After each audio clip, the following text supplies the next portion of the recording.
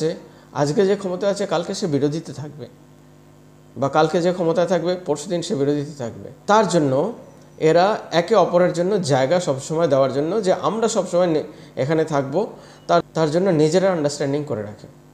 তার জন্য দেখা যায় বেশিরভাগ সময় দলের সুপ্রিমোরা বেশিরভাগ সময় দেখা যায় জিতে সংসদে বা বিধানসভায় পৌঁছে যায়। খুব কম সময় এই নিয়মের ব্যতিক্রম হয়।